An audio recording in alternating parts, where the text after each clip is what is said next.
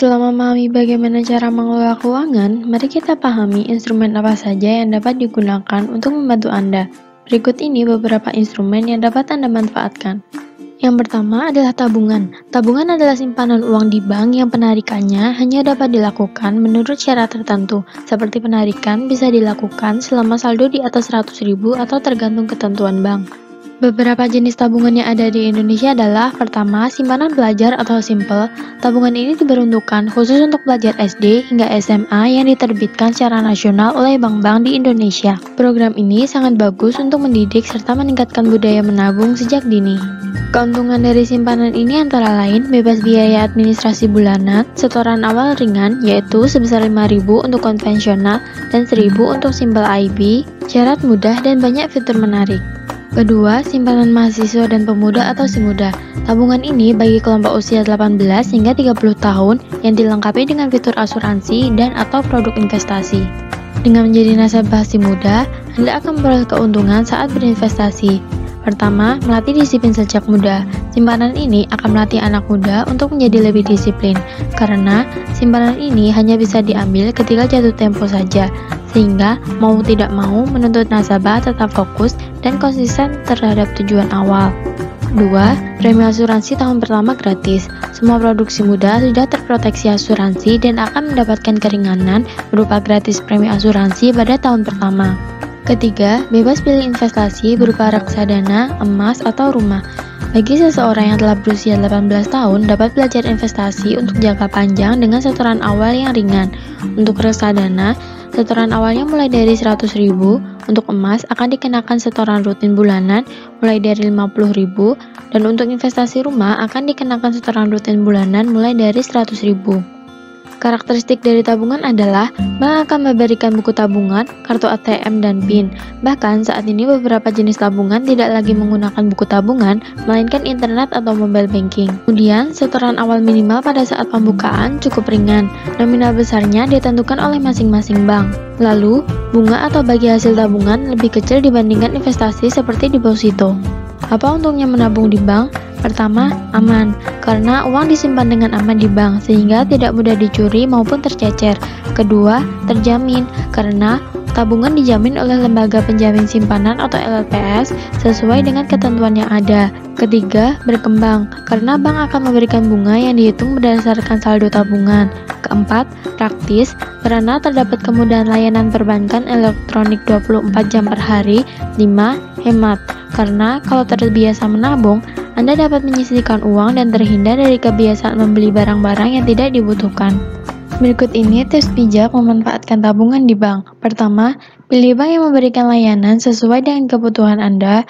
Kemudian, pastikan tabungan Anda memenuhi syarat untuk dijamin oleh LPS. Salah satunya adalah dengan memastikan besaran bunga sesuai dengan ketentuan penjaminan oleh LPS. Ketiga, baca dan perhatikan ketentuan produk tabungan yang akan Anda pilih. Lalu, jaga saldo tabungan Anda agar bunga yang diperoleh setiap bulannya lebih besar dari biaya administrasi bulanan, sehingga tabungan Anda tidak berkurang. Kemudian, gunakan layanan transaksi perbankan elektronik agar menghemat biaya, energi, dan waktu.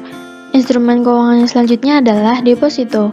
Deposito ialah simpanan yang penarikannya hanya dapat dilakukan pada waktu tertentu berdasarkan perjanjian nasabah dengan bank. Jika pencairan dana dilakukan sebelum jatuh tempo, maka Anda akan dikenakan biaya penalti. Simpanan ini cocok bagi Anda yang sulit menabung. Deposito berjangka merupakan simpanan yang pencairannya dilakukan berdasarkan jangka waktu tertentu dan diterbitkan dengan mencantumkan nama pemilik deposito, baik perorangan maupun lembaga. Pembayaran bunga deposito dapat dilakukan setiap bulan atau setelah jatuh tempo. Sedangkan sertifikat deposito diterbitkan atas unjuk dalam bentuk sertifikat tanpa mencantumkan nama pemilik deposito, sehingga dapat diperjualbelikan kepada pihak lain. Pembayaran bunga dapat dilakukan di muka, tiap bulan, atau saat jatuh tempo. Karakteristik deposito antara lain: pertama, mayoritas bank menetapkan setoran awal minimum sebesar 10 juta rupiah. Kedua, memiliki suku bunga atau bagi hasil yang lebih besar dibandingkan tabungan. Ketiga, memiliki jatuh tempo 1 bulan, 3 bulan, 6 bulan, 12 bulan, atau 24 bulan, dan dapat diperpanjang otomatis melalui fasilitas automatic rollover. Keempat, Deposito dapat dalam mata uang rupiah maupun mata uang asing. Kelima, pencairan deposito sebelum jatuh tempo akan dikenakan biaya. Keuntungan yang akan didapatkan ketika memiliki deposito antara lain, memperoleh bunga atau bagi hasil yang umumnya lebih tinggi dari bentuk simpanan lainnya. Kemudian, dapat mengelola keuangan secara lebih terencana sesuai dengan kebutuhan dan jangka waktu deposito. Lalu, risiko rendah karena deposito dijamin oleh LPS. Selanjutnya adalah asuransi. Asuransi adalah sebuah perjanjian antara dua orang atau lebih di mana pihak tertentu membayarkan iuran atau kontribusi atau premi untuk mendapatkan penggantian atas risiko kerugian, kerusakan, atau kehilangan yang dapat terjadi akibat peristiwa yang tidak terduga. Jenis-jenis asuransi yang ada di Indonesia antara lain, pertama, asuransi kesehatan. Contoh asuransi kesehatan yang dapat dipilih adalah asuransi rawat inap di rumah sakit dengan dua macam jenis proteksi, yakni proteksi dengan sistem kartu dan proteksi dengan sistem reimbursement. Kedua, asuransi jiwa. Asuransi ini sebagai pelindung bagi keluarga yang nantinya ditinggalkan apabila terjadi hal-hal buruk yang menimpa pemegang polis. Terdapat dua jenis asuransi jiwa, yaitu term life dan whole life. Ketiga, asuransi pendidikan. Jenis asuransi ini akan memberikan perlindungan bagi pendidikan anak-anak. Umumnya, jenis asuransi ini digabung dengan asuransi jiwa. Lalu, asuransi kerugian. Jenis asuransi ini dikenal juga dengan istilah non-life insurance dan untuk menangani kerugian atas suatu usaha. Jenis asuransi kerugian ini diantaranya adalah asuransi kebakaran, asuransi pengangkutan, asuransi kendaraan atau mobil, dan asuransi kecelakaan. Asuransi dana hari tua. Tujuan dari asuransi ini adalah untuk melindungi kecukupan finansial seseorang ketika sudah tidak produktif lagi. Asuransi ini membantu Anda dalam mengumpulkan dana pensiun. Ketika masa pensiun datang, Anda bisa mendapatkan uang pensiun reguler. Bila terjadi kasus kematian, keluarga tertanggung dapat mengklaim uang pertanggungan. Kemudian asuransi kredit. Asuransi ini akan melindungi dua pihak, yaitu pemilik polis dan bank yang menyalurkan kredit. Asuransi kredit adalah asuransi yang melindungi seseorang atau badan usaha atas risiko tidak sanggup untuk membayar atau melunasi kredit. Berikut ini merupakan tips memilih asuransi. Pertama, mencari asuransi yang sesuai dengan kebutuhan. Seperti bagi pencari nafkah keluarga, asuransi yang dibutuhkan yaitu asuransi jiwa. Bagi keluarga yaitu asuransi kesehatan, sementara untuk kelangsungan pendidikan anak yaitu asuransi pendidikan. Kedua, sesuaikan kemampuan Anda dalam memilih asuransi. Besaran asuransi bisa disesuaikan dengan kemampuan seseorang. Biasanya berkisar antara 10% hingga 15% dari pendapatan. Pembayarannya bisa dilakukan tahunan, semester, triwulan, bulanan, maupun sekali bayar. Ketiga, belilah produk asuransi dari perusahaan asuransi yang sudah jelas terdaftar di OJK. Keempat, pelajari semua manfaat produk yang dibeli serta prosedur klaimnya dengan jelas, supaya mudah mendapatkan pengajuan. Kelima, selalu bersikap terbuka dan terus terang kepada tenaga pemasar dalam memberikan informasi yang mereka butuhkan, guna menghindari penolakan pada saat pengajuan klaim. Keenam, pastikan membaca ulang ketentuan polis pada saat polis sudah jadi, apakah sudah sesuai dengan kesepakatan pada saat proses pembelian asuransi. Berikut ini adalah manfaat yang didapat dari mendaftar asuransi. Pertama, memberikan ketenangan. Kedua, sebagai investasi dan tabungan. Ketiga, membantu meminimalkan kerugian. Keempat, membantu mengatur keuangan. Selanjutnya adalah investasi emas. Logam mulia atau emas merupakan investasi yang praktis dan mudah dilakukan oleh siapa saja bagi Anda yang memiliki tujuan menengah atau jangka panjang. Produsen resmi emas batangan di Indonesia antara lain PT Aneka Tambang atau Antam, Logam Mulia Untung Bersama Sejahtera, dan Logam Mulia King Halim. Berikut ini tips ketika investasi emas. Pertama, cek harga emas. Sebelum membeli, cek harga emas di situs resmi butik emas Antam, Pegadaian, maupun toko emas terpercaya. Kemudian, bandingkan harganya agar mendapatkan harga terbaik. Kemudian, pilih cara dan tujuan investasi. Investasi emas dapat dilakukan dengan berbagai cara, seperti membeli emas fisik atau memiliki tabungan emas. Kemudian, tentukan tujuan dari Anda membeli emas. Jika Anda memiliki tujuan untuk mendapatkan imbal hasil di masa depan, maka sebaiknya membeli emas dalam bentuk batangan. Membeli emas batangan jauh lebih menguntungkan karena Anda tidak akan dibebankan dengan biaya pembuatan saat menjualnya kembali. Ketiga, pilih cara penyimpanan. Emas adalah logam mulia yang mudah dibawa dan dipindahkan. Hal ini yang membuat emas lebih berisiko hilang dan dicuri.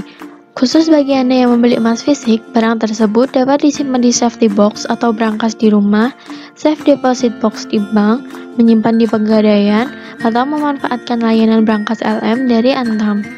Keempat, hitung keuntungan sebelum menjual kembali emas. Sebelum menjual emas, pastikan terlebih dahulu jika harga jual emas bisa menutup harga saat membeli dan biaya-biaya yang harus dikeluarkan seperti pajak atau potongan penjualan. Perlu Anda ketahui jika emas batangan merupakan objek pajak. Berdasarkan Peraturan Menteri Keuangan Nomor 34 Tahun 2017 tentang Pungutan Pajak Penghasilan Pasal 22, PPh 22 atas penjualan emas batangan oleh badan usaha yang melakukan penjualan sebesar 0,45% dari harga jual emas batangan bagi pembeli yang memiliki NPWP, namun sebesar 0,9% untuk pembeli yang tidak memiliki NPWP. Lalu ada peraturan di mana buyback atau pembelian kembali, yaitu ketika pembeli menjual kembali emas tersebut kepada penjual di atas 10 juta rupiah, dikenakan pajak 1,5%. Tarif pajak berlaku untuk kelipatannya bagi yang tidak memiliki NPWP. Selanjutnya adalah uang elektronik dan dompet elektronik. Berikut ini merupakan perbedaan dari kedua hal tersebut. E-money merupakan uang elektronik dalam bentuk kartu, sedangkan e-wallet merupakan uang elektronik berbasis aplikasi. E-money memiliki saldo maksimal hingga 1 juta rupiah, sedangkan e-wallet memiliki saldo maksimal hingga 10 juta rupiah. E-money berbasis chip yang tertanam pada kartu atau media lainnya, sedangkan e-wallet berbasis server sehingga perlu koneksi internet ke server. E-money biasa digunakan untuk pembayaran jalan tol, komuter lain, bis trans, pembelian di gerai retail, dan pembelian tiket di tempat hiburan. Sedangkan e-wallet berfungsi untuk pembayaran di gerai retail luring maupun daring, pembelian pulsa telepon, pembayaran listrik, BPJS, TV berbayar, pencairan dan pembagian saldo. Secara umum, e-wallet memiliki fungsi yang lebih umum dan luas.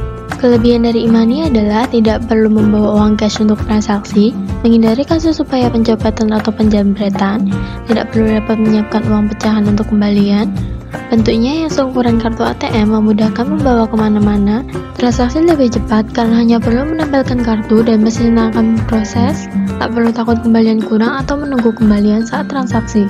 Kekurangannya adalah jumlah saldo maksimal hanya 1 juta rupiah, sehingga pengguna harus sering melakukan pengisian ulang. Lalu, tidak dapat melakukan transaksi jika yang perlu dibayar melebihi nominal. Tidak adanya kode akses membuat penggunaan dapat mudah disalahgunakan oleh pihak yang tidak bertanggung jawab. Harus lebih hati-hati dalam merawat kartu karena jika chip rusak, saldo akan hilang dan tidak dapat diklaim kembali. Sedangkan kelebihan e-wallet adalah sama seperti kelebihan e-money tetapi dengan tambahan cukup banyak promo yang diberikan pihak e-wallet dalam bentuk potongan harga atau cashback. Setiap transaksi dapat dilihat pada riwayat transaksi untuk memonitor pengeluaran dan saldo tidak akan berkurang meskipun tidak digunakan dan tidak ada biaya administrasi. Kemudian kekurangannya karena berbasis server dan pada umumnya terintegrasi dengan ponsel pintar atau smartphone, maka tidak dapat melakukan transaksi jika baterai ponsel habis. Kemudian, tidak dapat melakukan transaksi melebihi limit 10 juta dan tidak dapat melakukan transaksi dengan seluruh penjual, hanya dapat transaksi dengan penjual yang sudah kerjasama dengan penyedia e-wallet. Itulah beberapa instrumen yang dapat Anda manfaatkan. Pilihlah instrumen yang sesuai dengan kebutuhan dan kemampuan Anda.